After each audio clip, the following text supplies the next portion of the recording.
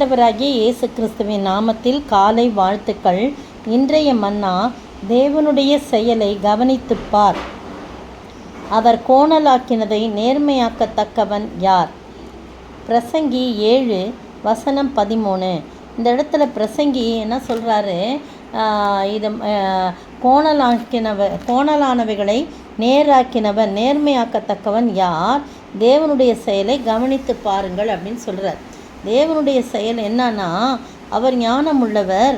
பாருங்கள், முந்தின வசனம்லாம் பார்த்தீங்கன்னா, ஞானம் கேடகம், திரவியமும் கேடகம், ஞானம் தன்னை உடையவர்களுக்கு ஜீவனை தரும், இதுவே அறிவின் மேன்மை அப்படின்னு சொல்கிறார். அப்போது ஞானம் யாருன்னா, கர்த்தர் தான் ஞானம். கர்த்தரை அறிகிறதே ஞானம். அந்த ஞானம் கேடகம், திரவியமும் கேடகம், ஞானம் தன்னை உடையவர்களுக்கு ஜீவனை தரும். பார்த்தீங்களா?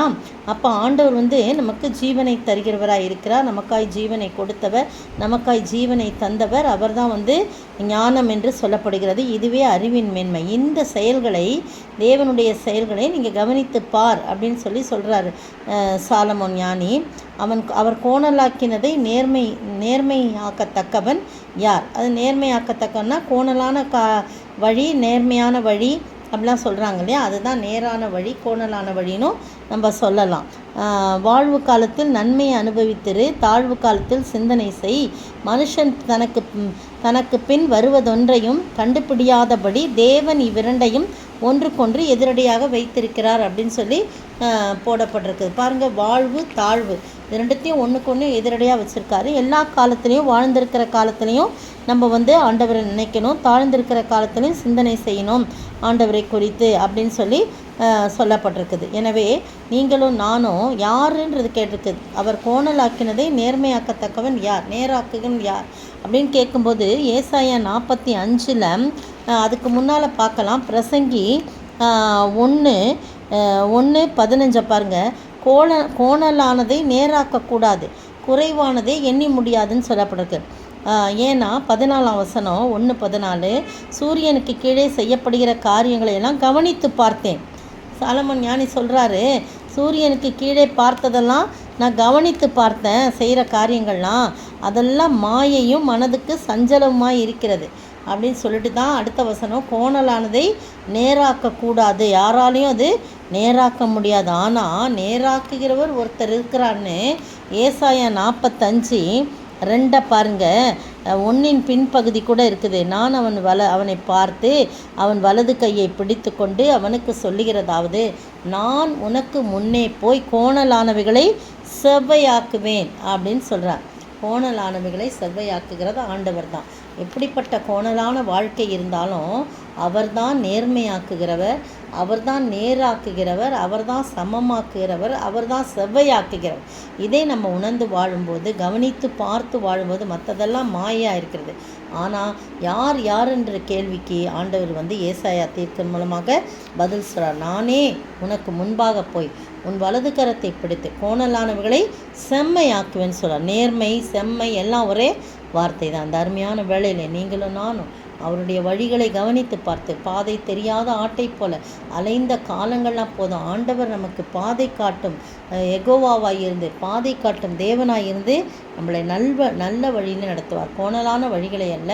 அப்படி நம்முடைய வாழ்க்கையிலே கோணலான வழியாக இருந்தாலும் அவர் நம்மை கரம் பிடித்து நேர்மையான வழியிலே, செம்மையான வழியிலே நம்மை நடத்த ஆவல் உள்ளவராயிருக்கிறார். அவர் ரெண்டே நம்மை ஒப்பு கொடுப்போமா? ஜெபிப்போம்.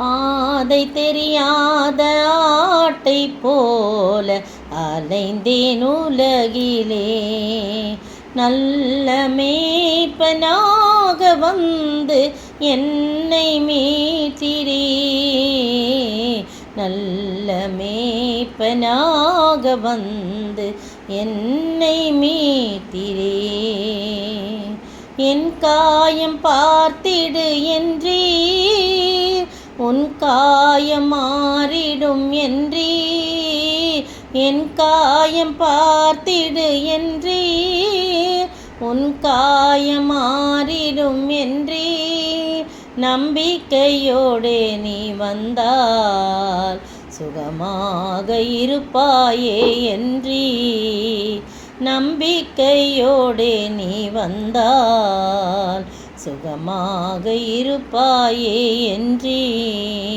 நான் பாதை தெரியாத ஆட்டை போல அலைந்தேன் உலகிலே.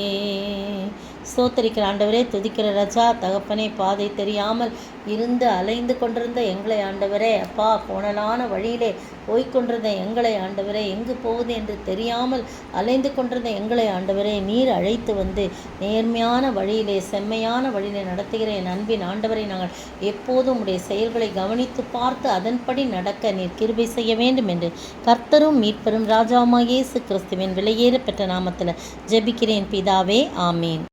நேற்றைய பதில், தீமை செய்கிறவர்களுக்கோ கர்த்தருடைய முகம் விரோதமாயிருக்கிறது.